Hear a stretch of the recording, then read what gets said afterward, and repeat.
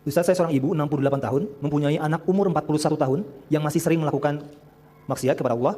Saya sudah mendoakannya dan sudah berusaha menasihatinya. Namun, belum ada tanda perubahan. Mohon nasihat Ustaz, apa yang harus saya lakukan sebagai ibu agar anak saya kembali dan bertaubat? Nasihati terus, doakan terus, nasihati terus, doakan terus, nasihati terus, doakan terus. Jangan marah-marah, nasihati dengan penuh kasih sayang, nasihati dengan penuh belayan-belayan lembut, nasihati dengan penuh memberikan motivasi. Sabar terus, nasihati terus, doakan terus, lembuti terus, jangan marah-marahi.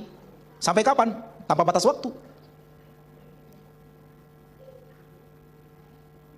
Sampai batas waktu, nggak ada batas waktu. Kapan batas waktunya kalau boleh dikatakan batas waktu? Sampai salah seorang di antara kita meninggal. Seperti Nabi Nuh alaihissalam. Nasihati terus, sabar terus, nasihati terus, sabar terus, sampai salah seorang di antara dia meninggal. Ternyata yang meninggal duluan siapa? Anaknya. Tidak merupakan syarat berhasilnya mengajak, bukan merupakan syarat berhasil mengajak adalah orang itu taubat. Enggak. Oleh karena itu ketika mengajak, ya mengajak saja. Ketika berdakwah, ya berdakwah saja. Orientasi dakwah adalah menyampaikan kebenaran dengan akhlakul karimah, dengan tutur kata lemah lembut. Itulah orientasi dakwah, bukan orang yang didakwahi berubah. Kalau orientasi dakwah adalah orang yang didakwahi berubah, berarti kalau tidak berubah, dakwah gagal. Namun kalau orientasi dakwah adalah menyampaikan suara yang benar, suara kebenaran dengan lemah lembut. Setiap disampaikan suara kebenaran dengan lemah lembut, maka target dakwah tercapai. Tak ada yang namanya gagal. Kalau kita berasumsi sukses itu adalah anak harus berubah, dan kalau anak yang dinasihati tidak berubah, berarti kita gagal. Katakan Nabi Nuh gagal kepada anaknya kalau berani. Katakan Nabi Muhammad gagal mendakwahi pamannya Abu Thalib kalau berani. Katakan Nabi Ibrahim gagal mendakwahi ayahnya kalau berani. Ternyata kita tidak berani mengatakan Nabi Ibrahim gagal, tak berani mengatakan Nabi Nuh gagal, tak berani mengatakan Nabi Muhammad gagal. Berarti dakwah itu bukan membuat orang berubah. Seorang ibu yang menasihati anaknya, jangan sekali-kali kamu harus berubah. Setelah saya ngomong ini kamu harus berubah, jangan lagi begitu. Enggak. Hati di tangan Allah.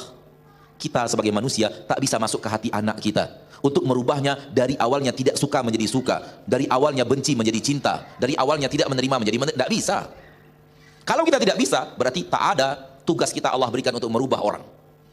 Maka tugas kita adalah seperti tugas para nabi dan para rasul. Wa ma 'alaina illal balaghul mubin. Tak ada tugas kami, tak ada kewajiban kami kecuali hanya menyampaikan saja dengan penyampaian yang jelas. Itulah dia dakwah. Jadi jangan sekali-kali orang tua menasihati anak, target di hatinya, kamu harus ikut saya. Nggak ada itu. Itu target bid'ah. Nah, target bid'ah itu yang telah membuat kita emosi. Kamu sudah 50 kali ayah katakan sampai sekarang belum berubah juga, dasar kamu gitu. Nabi Nuh 950 tahun siang malam nggak pakai emosi, tetap pakai lemah lembut. Kita baru 15 kali udah emosinya nggak ketulungan. Kenapa? Target salah, orientasi salah, wajar marah karena masuk perangkap syaitan.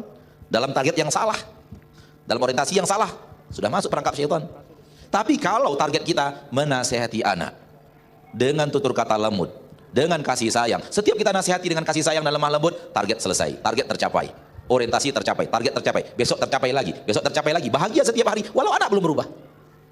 Makanya saya katakan tadi, doakan terus, nasihati terus, lemah lembuti terus. Wallahu a'lam.